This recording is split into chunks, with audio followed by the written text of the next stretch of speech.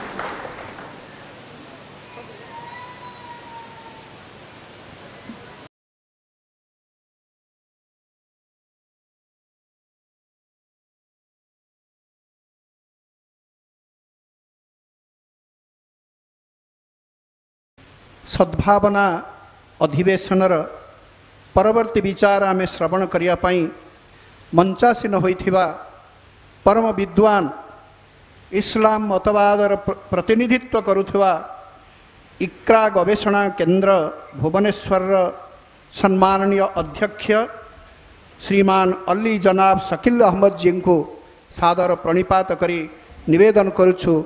वसुधैव कुटुंबकम नीति उपरे आधार करी से तांकर दिव्य विचार प्रकट करिवा पाई।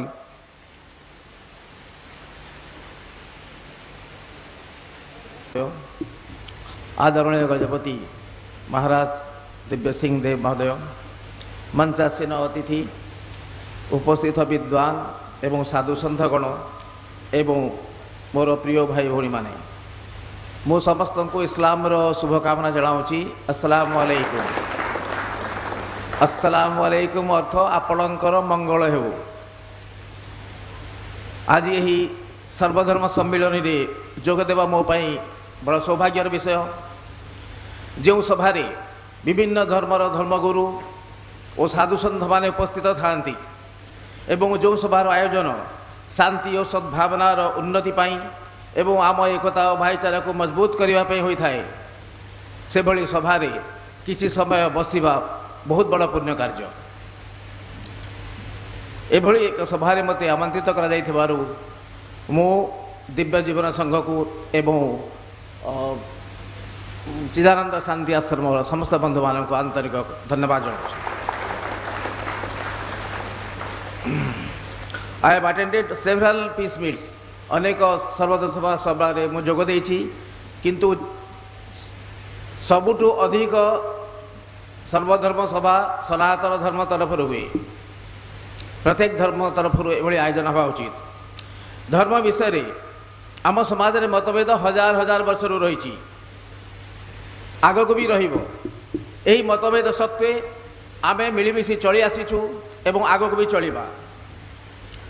विविधतार एकता आम देशर वैशिष्ट्य। एही एकतारे अछि आमर शक्ति, आमर प्रगति एवं आम समाजर कल्याण। तेणु यही एकता को मजबूत करने पाई आमे समस्ते परस्पर मिलमिशि उद्यम करने उचित। आम समस्ते गोटे परिवार। कुरान कहला या अय्युहन्नास इन्ना खलकनाकुम मिन ज़करिन व उन्सा, हे मनुष्यगण आमे तुम मानकु जड़े मनुष्य जड़े पुरुष और जड़े नारी सृष्टि करिछु। एवं यह कहला इन्ना हाज़िही उम्मतकुम उम्मतन वाहिदा, तुम मानकर ये मानव समाज गोटे संप्रदाय गोटे भातृत्व। आमे समस्ते मनु बा आदम का संतान। मनुरु मनुष्य होइछि, आदमरु आदम होइछि, समस्ते गोटे कुटुंब।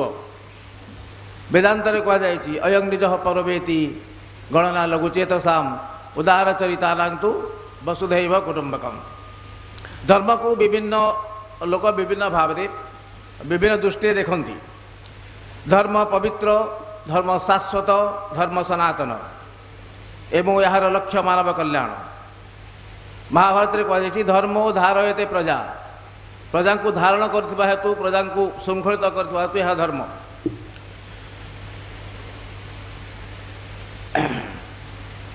धर्म समाज को श्रृंखलित करे, एथिरे शांति आनी थाए। किंतु कोटि कोटि लोक विभिन्न धर्म पालन करती, तथापि समाज रे शांति आसुना। घरे अशांति, परिवार रे अशांति, समाज रे अशांति, सारा विश्व रे अशांति एवं अस्थिरता।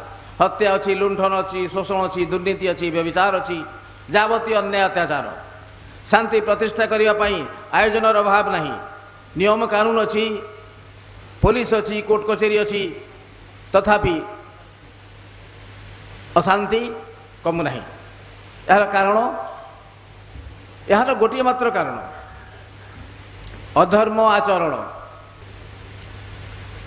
अधर्म आचरण होची तार मूल कारण। अधिकांश लोक अधर्म करती, तेणु अशांति हुए। से अशांति आम घरे हो, आम परिवार रे हो, आम समाज रे हो, बा कौनसी देश रे हो। देखंतु ईश्वर मनुष्य को जो स्वभाव दे गढ़ी ताको मनुष्यत्व कहा जाए। सत्य, न्याय, दया, क्षमा, प्रेम, परोपकार ये सब तार स्वभाव। से जाने जे सब धर्म, से जाने जे मिछ, कपट, अन्याय, अत्याचार, अधर्म। किंतु इंद्रियाधीन होई से पाप करे, अधर्म करे। धर्म मनुष्यर स्वभाव रे थाए, अधर्म बाहरु आसे, बाहरु प्रवेश करे। छोट पिलाटी को बापा कहले बाहर मते किए डाकुची, ताकू जाई कहीदे मो घरे नहीं। से गला जाई कहला से लोक को बापा कहले से घरे नहांती, बापा कहले से घरे नहांती। यार कारण कौन? यार कारण हूँ सत कहवा से पिलाटीर स्वभाव थिला, मूल स्वभाव, जन्मगत स्वभाव। ताकू मिछ करने को कहगला, तेणु से मिछ कहवा को चेष्टा कला, किंतु ता मुहर सत बाहरी गला। कुरान कहला जे मनुष्यर ये जो स्वभाव, जन्मगत स्वभाव, जो स्वभाव अनुसार ईश्वर ताकू गढ़ी, से स्वभाव अनुसार से कर्म करू। फितरतल्लाहिल्लती फतरन्नास अलैहा। जदि समस्ते स्वभाव अनुसार कर्म करेंगे, तेबे आम समाज रे अशांति हेब नहीं। आम परिवार स्वर्ग पलटि जीव एवं आम समाज राम राज्य पलटि जीव। धर्म केवल आस्थार ना नुहे, पूजा उपासना ना नुहे। किसी पूजा अर्चना करदेले धर्म पालन हो जाए नहीं। यह एक जीवन शैली। किछि लोक आध्यात्मिकता को धर्म माने करती, आउ किछि लोक मानविकता को धर्म माने करती। आध्यात्मिकता बिना धर्म धर्म नुहे, मानविकता बिना मध्य धर्म धर्म नुहे। आध्यात्मिकता धर्मर स्तंभ, पिलार। मानविकता हूँ यार छात।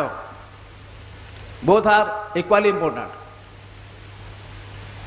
ईश्वर आम पालन करता एवं मानव समाज आमर कुटुंब। तेणु ईश्वर किछि कर्तव्य रही आमर एवं समाज किछि कर्तव्य रही। ईश्वर जो कर्तव्य अच्छी ताकू आध्यात्मिक श्रृंखला में कहवा, समाज जो कर्तव्य अच्छी ताकू सामाजिक श्रृंखला कहवा। आध्यात्मिक श्रृंखला नियम होची जे ईश्वर जणे। प्रत्येक संप्रदाय को प्रत्येक जुगरे यही वार्ता दि जाइए। आमर ब्रह्मसूत्र कहे, वेदांतर ब्रह्मसूत्र कहे एकम ब्रह्म द्वितीय नास्ति। उपनिषद कहगला ईशते देव एक, एक ही रुद्र न द्वितीयतस्तु, एको बसी निष्क्रियाणां बहुनाम, एको हंस भुवन सस्य मध्ये। वेद मध्य कही 101 एव एक कृदेक एव। बाइबल कहला our God is one Lord. Quran कहला ओ इलाहुकुम इलाहुं वाहिद। तुम्हारे ईश्वर जड़े ईश्वर। जड़े ईश्वर को भिन्न भिन्न भाषा भिन्न भिन्न नाम डाकती। एकांशाद विप्रा बहुधा वदंती। आउ से कथा कुरान भी कही कुरिदुल्लाह अबिदुर रहमान अय्यम्मा तदउ फलहुल अस्माउल हुसना। अल्लाह नाम डाक, दयानमय नाम डाक, जो नाम डाकिले भी ताकर भल भल ना अच्छी। आरबी रे ब्रह्म को अल्लाह कह जाए, आरबी भाषा रे ब्रह्म को अल्लाह कह जाए। वेदांत कहला जो मारयती प्राणयती जस्मान प्राणंती भुवनानि विश्वा अथर्व वेद। जे मृत्यु दियंती प्राण संचार करती जहाँ कृपार सब जीव जीवित रहती से होती ईश्वर। कुरान कहला अल्लाहुल्लाजी खलकाकुम सुम्मा रज़ाकाकुम सुम्मा युमीतुकुम सुम्मा युहयिकुम। अल्लाह से ही सृष्टि कले, तुमको आहार देले, तुमको मृत्यु देवे, पुणी तुमको पुनर्जीवित करेंगे। आउ एकेश्वरवाद मनुष्यर प्राकृतिक स्वभाव, से ताको देखी पारे नहीं, से ताको देखी पारिबे नहीं, किंतु ताको अनुभव करि पारे, ताको उपलब्धि करि पारे जे कहीं जड़े अच्छी विश्वकर्ता, कहीं जड़े अच्छी जे ब्रह्मांडर परिचालना करुछि। आमे कहू उपरवाला सब देखुछंती बा सब उपरवालार इच्छा, से उपरवाला किए? से उपरवाला ईश्वर, से उपरवाला गॉड, से उपरवाला होचंती अल्लाह। विपद समय आम अंतर मध्य तांकु डाके, स्वभाव अनुसार एक वचन रे डाके, हे ईश्वर कहे, हे गॉड कहे, हे भगवान कहे, हे अल्लाह कहे, एक वचन रे डाके। कुरान कहे जे जे सृष्टि कले बोली तमे सृष्टि हेलो, जे जीवित रखिछंती बोली तमे बंची रहिछ, जे मारी देले तमे मरी जीवो, से ही तुमर हर्ताकर्ता, से ही तुमर भाग्य विधाता, से ही तुमर आराध्य एवं से ही तुमर उपास्य। यहाकू अरबी रे ला इलाहा इल्लल्लाह कह जाए। यह इस्लाम मूल मंत्र। कुरान निराकार ईश्वरंकर उपासना करिवार आदेश देछि एवं निराकारवाद एक प्राचीन वैदिक परंपरा। विश्वर अनेक संप्रदाय निराकारवाद विश्वास करती, निराकार ईश्वर को पूजा करती। द्वितीयटी है सामाजिक श्रृंखला। सामाजिक श्रृंखला हूँ यार नियम हूँ मानव सेवा व मानव कल्याण। भोकिला को भोजन दियो, वस्त्रहीन को वस्त्र दियो, बासहीन आश्रय व्यवस्था कर, रोगीर चिकित्सा कर, दीन दुखी मान को साहाय्य कर, जाति धर्म निर्विशेष समस्त उपकार कर, समस्त सेवा कर। कुरान कहला वहसिन कम अहसनल्लाहु इलैका वला तबगिल फसादा फिल अर्द इन्नल्लाह ला युहिब्बुल मुफसिदीन। अल्लाह जेमिति तुमर उपकार करिसंती, तमे माने मध्य सेमिति अन्य मानकर उपकार कर। आउ धरित्री रे विशृंखला सृष्टि करने को चेष्टा कर नहीं। अल्लाह अशांति सृष्टि करुवा लोक मान को पसंद करते नहीं। यही कारण समाजर अनिष्ट करुवा प्रत्येक आचरण को धर्म निषिद्ध करिछि। इंद्रिय गुड़िक मनरे कामना जात करती एवं मनुष्य को बसीभूत करी से ताको पाप कराई थांती। जेपर्यंत इंद्रिय गुड़ी को दमन न करा जाइछि से पर्यंत मनुष्य भल काम करवा सहज नुहे, पुण्य काम करवा सहज नुहे। देखंतु मिछ छाड़िबा पाई मध्य इंद्रिय सहित संघर्ष करने को पड़िबो। दान करने पाई मध्य लोभ को नियंत्रण करने को पड़िबो। क्षमा कहारी को क्षमा करने पाई मध्य अहंकार को दमन करने को पड़िबो। कुरान ने विषय कहला वमन खाफ मकाम रब्बिही व नहा नफ्स अनिल हवा फाइनल जन्नत हियल मावा। जे निज प्रभु को सामने दिने ठिया हब बोली भय करिथिबो एवं इंद्रिय दमन करिथिबो वैकुंठ अवश्य तार निवास हेबो। इंद्रिय निग्रह एक कष्टकर कार्य। मु छोट उदाहरण टे दूची। जन लोक बाटर जाऊँगी राति समय सुनसान रास्ता, से गोटे बैग पड़ी देखला रोड उपर, से बैग टूट नहीं से घर को चलीगला। बैग खोल जो से देखला ता भर से बैगटा पूरा टंकार भर्ती होता। आते गोटे डायरी थिला, गोटे फोन नंबर भी लिखाई थिला। से बहुत खुशी हो गला। से भाविला मोर बहुत टंका मिलगला, मोर काम हो। गरीब लोक मन कहला ताको रखीदे, कहीं तो देखी ना तू से टंका रखीदे। विवेक कहला से कहा टंका से कौन पाई रखी तार हजिगला, से बेचारा केते कष्ट पाउथिबो। से टंका तार फोन नंबर तो अच्छी, से टंका नहीं ताकू फेरई दे। आपण मते कहंतु को दुनिया रो को पुलिस, को अदालत, को कोर्ट, को शक्ति से मनुष्यर मन को बाध्य करि परिबो जे से टंका ता लोक को फेरई दिया जाऊ। गरीब लोक लोभ अच्छी ईश्वर भय थिले मनीष एकांतरे भी पाप करे नाही। ईश्वर भय थिले मनीष एकांतरे भी पाप करे नाही, किंतु जदि ईश्वर भय नाही पृथ्वीर कौन सी शक्ति ताकू पाप करिबारु रोकी पारिबा नाही, कौन सी शक्ति रोकी पारिबा नाही।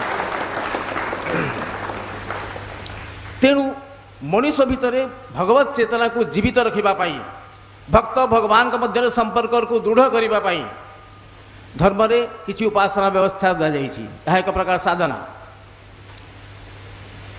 जप ध्यान स्मरण चिंतन प्रार्थना नमाज ग्रंथ पाठ इत्यादि। यही उपासना मनीष को सदाचारी करे बोली कुरान कहिछि। यही उपासना मनीष को सदाचारी करे, यह द्वारा ईश्वर का सान्निध्य मिले एवं इंद्रिय गुड़ी को दमन करिवार शक्ति मिले। यही शक्ति मनीष को कुकर्म रोकी थाए। और कुकर्म छाड़िले तार आत्मशुद्धि हुए एवं से सदाचारी हुए। यह ही उपासनार लक्ष्य। आमे उपासना कले जे ईश्वर गौरव बढ़ीजिव, ताकर सम्मान बढ़ीजिव एमिति किछि, किंबा जदि न करिबा तेबे ताकर सम्मान कमिजिव एमिति किछि नाही।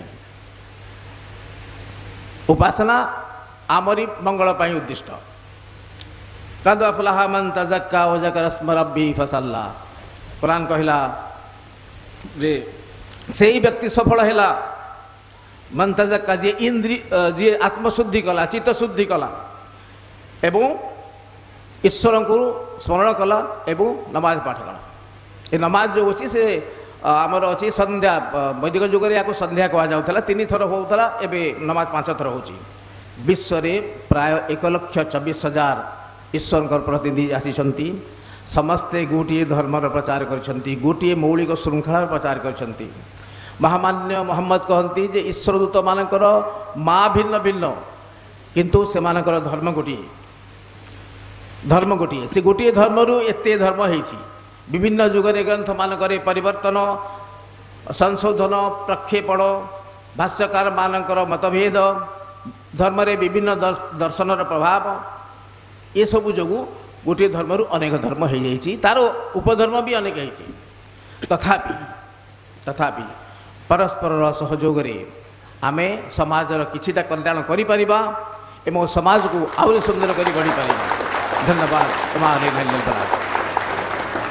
अल्ली जनाब शकील अहमद को से तांकर जो दिव्य विचार प्रकट कले इंद्रिय निग्रह द्वारा तथा आम भितरे दिव्य सद्गुणर विकास करी व्यवहारिक जीवन रे जो ताकु प्रयोग करा जाए ताहाले विश्व भ्रातृत्व विश्व बंधुत्व प्रतिष्ठित निश्चित हो पारिबो।